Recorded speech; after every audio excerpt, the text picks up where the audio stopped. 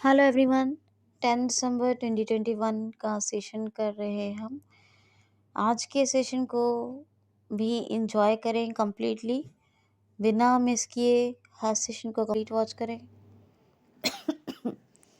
और एक और बात कि नए लोग प्लीज़ क्यूसीएल को सब्सक्राइब कर लें। बहुत ही अफसोस की बात है कि पता नहीं शेयरिंग नहीं होती या क्या होता है कि लोग जुड़ नहीं पाते हैं और लोग आ ही नहीं पा रहे, प्लेटफॉर्म को ज्वाइन ही नहीं कर पा रहे।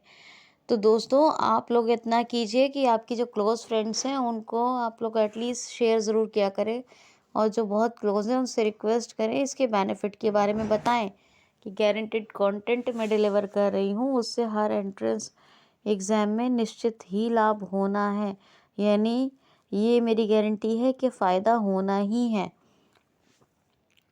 मुझे मोटिवेट करने के लिए आप लोग लाइक कमेंट भी ज़रूर कर दिया करें, जिससे कि ये काम आपके हक़ में जारी और सारी रहे रोज़ाना। ठीक है, तो पहला क्वेश्चन लेते हैं। हाल ही में अंतर्राष्ट्रीय अंतर्राष्ट्रीय भ्रष्टाचार विरोधी दिवस, यानी भ्रष्टाचार रोधी या विरोधी दिवस कह सकते हैं। तो बहरहाल अंतर्राष्ट्रीय भ्रष्टाचार विरोधी दिवस मनाया जाता है कब? 9 दिसंबर को। ये आप याद रखना, 9 दिसंबर को। भ्रष्टाचार से दूर रहने के लिए जागरूक करने के चलते लोगों को ये मनाया जाता है। मतलब लोगों को अवेयर करना है कि वो किसी भी तरह के और हर तरह से भ्रष्टाचार से दूर रहें। तो ये याद रखेंगे, और इसकी थीम भी याद रख लीजिए, योर राइट योर रूल से नो टू करप्शन।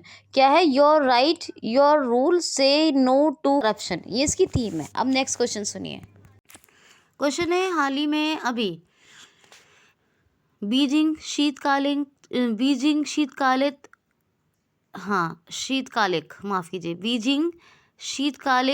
ओलंपिक 2022 में जो होने वाला है, जिसके बारे में कल बताया था। तो बीजिंग शीतकालिक ओलंपिक में अभी कनाडा, यूके और किस देश ने राजनयिक बहिष्कार का निर्णय लिया है? कल आपको बताया था कि बीजिंग शीतकालिक ओलंपिक जो होने जा रहा है उसमें यूएसए राजनयिक बहिष्कार करेगा, यानी उसके एथलीट्स तो शामिल होंगे, लेकिन जो वहाँ के ऑफिसर हैं, कोई भी अधिकारी शामिल नहीं होगा। लेकिन अब कनाडा, ऑस्ट्रेलिया, तीसरा देश कौन सा है? ऑस्ट्रेलिया, मतलब चौथा बन गया। यूएसए कल बताया था, आज 3 देशों की खबर आई है, कनाडा, यूके और ऑस्ट्रेलिया। ये तीनों भी चाइना के जो बीजिंग में होने वाले ओलंपिक हैं, शीतकालीन ओलंपिक ही कहेंगे, शीतकालीन ओलंपिक, उसका बहिष्कार करेंगे। कैसा बहिष्कार? राजनयिक बहिष्कार। तो याद रखिएगा, बीजिंग शीतकालिक ओलंपिक के राजनयिक बहिष्कार में अब शामिल हो गए कितने देश? 4 देश, यूएसए, यूके, कनाडा, ऑस्ट्रेलिया। कौन कौन से? USA, UK, Canada, Australia. USA के बारे में तो कल ही बताया था। यूके के बारे में आप जानते हैं सब, बोरिस जॉनसन इसके प्राइम मिनिस्टर हैं। पाउंड स्टर्लिंग क्या है? करेंसी है। लंदन कैपिटल है कनाडा। ओटावा कैपिटल है।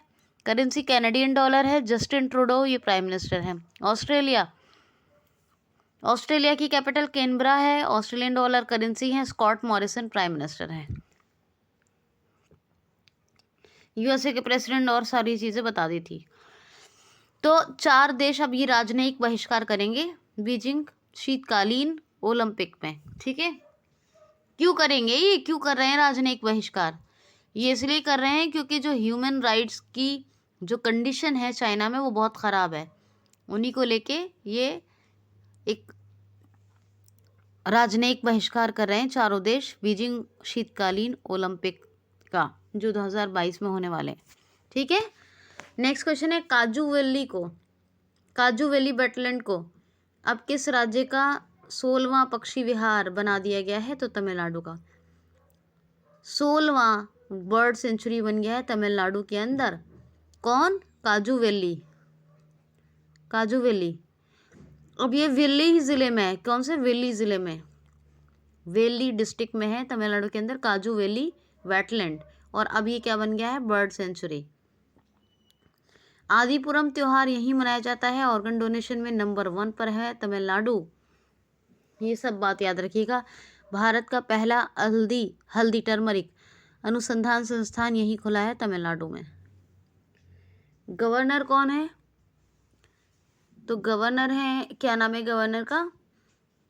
RN रवि और MK Stalin chief minister. Chennai capital है, ये आप याद रखोगे। नेक्स्ट क्वेश्चन है, हाल ही में इटली ने अमेज़न पर अभी बाजार प्रभुत्व के दुरुपयोग के लिए कितने रुपए का जुर्माना लगाया है? तो 1.3 बिलियन US डॉलर का। बाजार प्रभुत्व के दुरुपयोग का, यानी मार्केट का जो पावर है, कैपिटलाइजेशन है इनका, अपने जो इनका एक इमेज है, मतलब मार्केट वैल्यू में अगर इसका कोई भी जो इनकी अपनी है उसका अगर मार्केट का कोई भी दुरुपयोग हुआ है, मतलब मिस यूज़ हुआ है, तो उसके लिए 1.3 बिलियन डॉलर का जुर्माना लगाया इटली का। और ये अभी तक के यूके के जितने भी यूरोप के जितने भी कंट्री हैं, यूरोपियन कंट्रीज़ में सबसे बड़ा लगने वाला जुर्माना है ये अमेज़न पर, जो 1.3 बिलियन US डॉलर का अभी इटली ने बाजार प्रभुत्व के दुरुपयोग के लिए लगाया है। ठीक है, किस पर? अमेज़न पर। अब इटली की कैपिटल क्या है? रोम। रोम बहुत इंपॉर्टेंट है, क्योंकि अंतर्राष्ट्रीय वीर सम्मेलन 2020 जो हुआ था वो यहीं हुआ था। अच्छा, और भी इम्पॉर्टेंट है। इम्पॉर्टेंट क्यों है? क्योंकि एक तो FAO food and agriculture organisation और WFP वर्ल्ड फूड प्रोग्राम, इन दोनों का हेडक्वार्टर भी है रोम में, ये याद रखना। इटली की करेंसी तो ये वो कैपिटल तो ये हो गई और इम्पोर्टेंस भी हो गई, लेकिन इटली की जो करेंसी है वो क्या है? यूरो। क्या है? Italy currency euro. और प्रेसिडेंट कौन है? मारियो ड्रागी। कौन है? मारियो ड्रागी। क्वेश्चन है, हाल ही में फोर्ब्स द्वारा जारी दुनिया की सबसे ज़्यादा यानी दुनिया की सर्वाधिक 100 शक्तिशाली महिलाओं की लिस्ट में या सूची में कौन पहले नंबर पर रही है? तो वर्ल्ड रिपोर्ट जारी हुई है फोर्ब्स के द्वारा, इसमें मोस्ट पावरफुल 100 विमेन लिस्ट में कौन नंबर 1 यानी टॉप पर रही हैं? तो मैकेंजी स्कॉट। क्या नाम है? McKenzie Scott. ये जो जेफ बेजोस, ये जो अमेज़न के फाउंडर हैं, इनकी वाइफ हैं ये मैकेंजी स्कॉट, और ये नंबर 1 पे रही हैं पूरे वर्ल्ड में मोस्ट पावरफुल 100 विमेन लिस्ट में। और इंडिया में कौन रही हैं जो है नंबर 1 पर? इंडिया में अगर देखा जाए तो निर्मला सीतारमन, हमारी फाइनेंस मिनिस्टर। और वैसे इस फोर्ब्स में इनका जो रैंक है वो कौन सा है? 37। 2020 में ये 41 रैंक थी इनकी, 2019 में 34 रैंक थी निर्मला सीतारमन हमारी फाइनेंस मिनिस्टर की, और अभी 2021 में इनकी 37 हो गई है। यानी 2019 में 34वीं थी, अभी 37वीं है, और 2020 में कौन सी थी? 41 थी। तो ये आप याद रखना। नेक्स्ट क्वेश्चन है, हाल ही में शिक्षा मंत्रालय ने कौन सा नया एप्लीकेशन लॉन्च किया है? तो भाषा संगम। अब ये भाषा संगम ऐप क्यों लॉन्च किया है शिक्षा मंत्रालय ने? तो ये इसलिए लॉन्च किया है कि जो एक टारगेट बनाया कि ऑलमोस्ट 75 लैक्स से भी एबव लोग पूरे देश में अपनी मदर टंग के अलावा यानी अपनी मातृभाषा के अलावा दूसरी बेसिक भाषाओं में भी बुनियादी यानी बेसिक बातचीत करना सीख सकें। समझ में आ गई बात? यानी अपनी मातृभाषा के अलावा दूसरी जो भाषाएं हैं उनमें एक बुनियादी बातचीत कर सकें, इसीलिए ये भाषा संगम ऐप अभी लॉन्च किया है शिक्षा मंत्रालय ने लॉन्च किया है। तो शिक्षा मंत्री कौन है हमारे प्रेजेंट टाइम के शिक्षा मंत्री हैं हमारे धर्मेंद्र सिंह प्रधान। पहले ये petroleum and natural gas minister थे, अभी कौन है ये? तो अभी हैं शिक्षा मंत्री, ये आप याद रखोगे। नेक्स्ट क्वेश्चन सुन लीजिए। हाल ही में फिक्स रेटिंग ने भारत की जीडीपी ग्रोथ रेट यानी जीडीपी वृद्धि दर 2022 फाइनेंशियल ईयर 2022 फाइनेंशियल ईयर 2022 में कितने प्रतिशत रहने का अनुमान व्यक्त किया है। तो ये घोषणा की है, ये अनुमानित घोषणा की है फिक्स रेटिंग ने जीडीपी ग्रोथ रेट 2022 के बारे में। क्या 2022 फाइनेंशियल ईयर 2022 के बारे में क्या कि वित्तीय वर्ष 2022 में जो भारत की जीडीपी वृद्धि दर रहेगी वो रहेगी 8.4%। 8.4%। इससे पहले मैंने आपको बताई थी इंडिया रेटिंग्स की, इंडिया रेटिंग, ये फिक्स रेटिंग की, एक इंडिया रेटिंग की बताई थी, उन्होंने 9.4% बताया था। एक और बताया था मैंने आपको गोल्ड सेल्स के बारे में, उन्होंने बताया था 9.1%। और एक और बताया था ग्लोबल S&P के बारे में, उन्होंने 9.5% बताया था। तो ये आप याद रखिएगा, ठीक है। क्वेश्चन है, हाल ही में अभी किसने यंग जियो स्पेशल साइंटिस्ट पुरस्कार जीत लिया है। हाल ही में किसको अभी यंग जियो स्पेशल साइंटिस्ट अवार्ड से सम्मानित किया गया है। तो ये IIT कानपुर के एक साइंटिस्ट हैं, रुपेश गोयल। क्या नाम है? रुपेश गोयल। ध्यान से नाम याद रखिए, रुपेश गोयल। इन्हीं को यंग जियो स्पेशल साइंटिस्ट, कौन सा? यंग जियो स्पेशल साइंटिस्ट अवार्ड से सम्मानित किया गया है।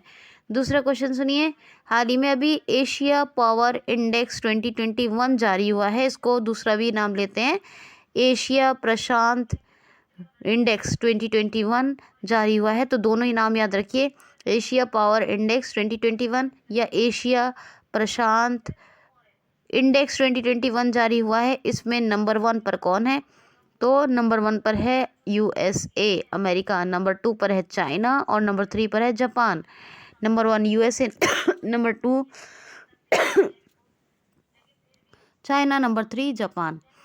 देखिए एक बात याद रखिएगा, एशिया में USA नहीं है, एशिया में नहीं आता है USA, लेकिन याद रखिएगा हम एशिया के प्रशांत देशों की बात कर रहे हैं, एशिया के प्रशांत देशों की। तो प्रशांत देशों में शामिल है USA नंबर 1 पर है और नंबर 2 पर कौन है? वो चाइना है और नंबर 3 पर जापान है। ये 26 प्रशांत देशों के 26 एशिया प्रशांत देशों का इंडेक्स है। कितने? 26 देशों का इंडेक्स है। इसको एशिया पावर इंडेक्स 2021 या एशिया प्रशांत देशों का सूचकांक, ये याद रखिएगा। और 26 देश इसमें शामिल हैं, ठीक है। क्वेश्चन है, हाल ही में ओलाफ स्कॉल्च को अभी किस देश का नया चांसलर नियुक्त किया गया है? Olaf Scholz, Olaf Scholz. तो ओलाफ स्कॉल्च को अभी चुना गया है new chancellor of the Germany. आपको बता दूं, एंजेला मार्केल ये 16 साल तक लगातार जर्मनी की चांसलर रही हैं और अभी जर्मनी की नई चांसलर बन गई हैं। अब इनको चुन लिया गया है, किसको? ओलाफ स्कॉल्च को, या क्या कहेंगे? ओलाफ स्कॉल्च को। तो ओलाफ स्कॉल्च या ओलाफ स्कॉल्च को, क्या नाम है? को, मतलब को तो मैं वर्ड यूज कर रही हूँ, ये मैं सोचिएगा इनके नाम में को नहीं है। ओलाफ स्कॉल्च या फिर ओलाफ स्कॉल्च, इनको चुन लिया गया है new chancellor of the Germany. अब एंजेला मार्केल 16 साल के बाद हटी हैं, ठीक है। तो जर्मनी की कैपिटल बर्लिन, क्या है? बर्लिन है और करेंसी यूरो है और फ्रैंक वॉल्टर स्टेनमेयर ये प्रेसिडेंट ऑफ जर्मनी है और चांसलर तो यही है अब, ओलाफ स्कॉल्च। क्वेश्चन है, हाल ही में अभी PV सिंधु ने BWF वर्ल्ड टूर फाइनल, सुन लीजिए दोबारा, BWF में अभी PV सिंधु ने BWF में वर्ल्ड टूर फाइनल्स में कौन सा पदक जीत लिया है? देखिए मुझे स्पोर्ट्स में बिल्कुल इंटरेस्ट नहीं है, लेकिन मजबूरी है, पढ़ाना पड़ता है। करंट अफेयर में स्पोर्ट्स भी होता है, ठीक है, जनरल अवेयरनेस में।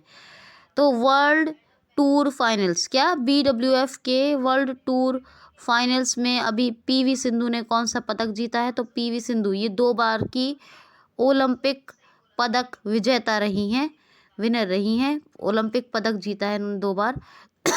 और अभी BWF यानी badminton world federation badminton world federation में जो वर्ल्ड टूर फाइनल्स हुआ है उसमें अभी इन्होंने ब्रॉन्ज मेडल जीता है। पीवी सिंधु ने कौन सा कांस्य पदक जीत लिया है? पीवी सिंधु ने, याद रखना।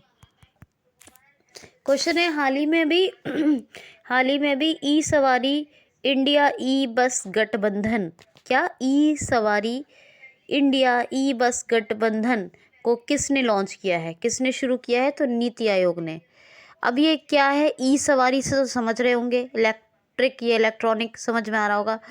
इंडिया ई बस गठबंधन, तो ये भी समझ में आ रहा होगा कि ई सवारी और ये इलेक्ट्रिक बसें हैं, और इलेक्ट्रिक बस कौन सी बसें हैं, क्योंकि क्या नाम है पूरा? ई सवारी इंडिया ई बस गठबंधन। ये किसने लॉन्च किया? नीति आयोग ने। क्यों? क्योंकि नीति आयोग जो है नेशनल इंस्टीट्यूट ट्रांसफॉर्मिंग इंडिया, क्या है इसकी full form? National institute for transforming India. इसकी स्थापना 2015 में हुई, 1 जनवरी 2015, 1 जनवरी ऑफ 2015 में। हेडक्वार्टर तो इसका जो है मुंबई में ही है, और इसके सीईओ कौन है? अमिताभ कांत। प्रधानमंत्री इसके अध्यक्ष होते हैं और उपाध्यक्ष हैं राजीव कुमार। लेकिन ये ई सवारी इंडिया ई बस गठबंधन को लॉन्च करने का क्या उद्देश्य है? तो उद्देश्य ये है जी कि जो है, तो इसका उद्देश्य ये है कि भाई यहाँ पर जो इंडिया में जो प्रदूषण है उसको कंट्रोल किया जाए, लोगों को कम वक्त में अच्छी सुविधाएं प्रदान हो, लेकिन पॉल्यूशन फ्री हो। तो पॉल्यूशन को कुछ हद तक कम किया जाए, एनवायरनमेंट को साफ सुथरा बनाया जाए, इसीलिए ई सवारी इंडिया ई बस गठबंधन शुरू किया है नीति आयोग ने। अब नेक्स्ट क्वेश्चन सुनिए। हाल ही में अभी किस राज्य की हायर एजुकेशन काउंसिल ने अभी एनएसई के साथ समझौता किया है? तो उच्च शिक्षा परिषद, ये किसकी है? कर्नाटक की है। तो कर्नाटक की हायर एजुकेशन काउंसिल उच्च शिक्षा परिषद, कर्नाटक की उच्च शिक्षा परिषद ने अभी एक नया समझौता किया है नेशनल स्टॉक एक्सचेंज अकादमी के साथ। किसके? नेशनल स्टॉक एक्सचेंज अकादमी के साथ। क्यों किया है? कि जो कॉलेजेस के स्टूडेंट्स हैं उनमें फाइनेंशियल अवेयरनेस को ज़्यादा से ज़्यादा डेवलप किया जा सके, तो इसीलिए। कर्नाटक की बात करूं, वर्ल्ड फेमस मैसूर उत्सव या मैसूर फेस्टिवल, विश्व प्रसिद्ध मैसूर उत्सव यहीं मनाया जाता है कर्नाटक के मैसूर में, याद रखना। 12 साल बाद नीलकुरंजी के फूल खिले कहाँ? कर्नाटक में। और कर्नाटक जो है ये वर्ल्ड इफिशिएंसी इंडेक्स 2021 में टॉप पे भी रहा है, ये भी याद रखना। कर्नाटक में जोग जलप्रपात, क्या बोलेंगे? जलप्रपात, इंग्लिश में वाटरफॉल्स। तो जोग वाटरफॉल्स के 0 उद्धार का लक्ष्य भी फिक्स कर दिया गया है। कर्नाटक में कावेरी रिवर पर कृष्णा राज सागर डैम है। कौन सा? कृष्णा राज सागर। और अलमाटी डैम किस पर है? तो वो कृष्णा रिवर पे। ये दोनों डैम कहाँ है? ये कर्नाटक में ही है। और कर्नाटक की बात करूँ तो कर्नाटक में एक गांव है मट्टूर, और मट्टूर गांव में एक ऐसा गांव है जहाँ एकमात्र ऐसा गांव है पूरे भारत के अंदर जहाँ संस्कृत बोलने वाले लोग रहते हैं। और प्लाज्मा थेरेपी के माध्यम से पहला कोविड पेशेंट जो ठीक हुआ था वो कहाँ? हुबली में। वर्ल्ड लार्जेस्ट प्लेटफॉर्म जो बन रहा है वो कहाँ बन रहा है? हुबली में। नकारा सम्मान योजना कहाँ चल रही है? वो कर्नाटक में, ठीक है। और कर्नाटक की बात करूं तो मैं एप्टा मित्रा ऐप और मेघ संदेश ऐप, ये दोनों चल रही हैं। कहाँ चल रहे हैं? लॉन्च हुए थे कर्नाटक में। कैपिटल क्या है? बेंगलुरु, है ना। Get set go platform competitive exams की तैयारी के लिए यही शुरू हुआ था। वसवराज बोमई ये चीफ मिनिस्टर हैं, और थावरचंद गहलोत गवर्नर हैं। काली टाइगर रिजर्व, धांधेली टाइगर रिजर्व, अंधेरी टाइगर रिजर्व, ये तीनों टाइगर रिजर्व बहुत फेमस हैं। नगरहोल, अंशी, कुद्रेमुख, बनरघट्टा और बांदीपुर ये नेशनल पार्क हैं, ठीक है। ये आप याद रखोगे, मुझे यकीन है इस बात पर, ठीक है जी। तो ये तो हो गई ऐसी बात। अब क्वेश्चन सुनिए, नेक्स्ट क्वेश्चन, और आज का लास्ट क्वेश्चन ले रही हूँ। हाल ही में डिज्नी वाइजू ने अभी early learn early learn app के लिए अपना नया ब्रांड एम्बेसडर किसको बनाया है? तो अर्ली लर्निंग्स या अर्ली लर्न एप्लीकेशन के लिए डिज्नी वाइजू ने जो अपना नया ब्रांड एम्बेसडर बनाया है वो बनाया है नीरज चोपड़ा को। और एक और ने बनाया नीरज चोपड़ा को, किसने? Tata AIA life insurance company ने। और डिज्नी लर्न अर्ली लर्न या अर्ली लर्निंग्स ये एक एप्लीकेशन है किसकी? डिज्नी वाइजू की। वाइजू का नाम सबने सुना होगा, रविंद्रन वाइजू इसके फाउंडर हैं। बच्चों के लिए है ये अर्ली लर्न मोबाइल ऐप, बच्चों की पढ़ाई के लिए। तो उनके इसी के लिए ब्रांड एम्बेसडर बनाया गया है अभी किसको? तो ये बनाया गया है किसको? तो बताया है मैंने आपको नीरज चोपड़ा को। अभी आपको बताया था रविंद्र जडेजा, इनको किसने बनाया था? फटाफट से बताइए, 1-2 दिन पहले ही बताया रविंद्र जडेजा का नाम, ब्रैटली का नाम भी बताया, KL राहुल का भी नाम बताया, दीपिका पादुकोण का भी, बहुत सारे ब्रांड एम्बेसडर बताएं। प्लीज़ आप सबको रिवाइज कर लें। आज के लिए इतना ही दोस्तों, थैंक्स फॉर वॉचिंग।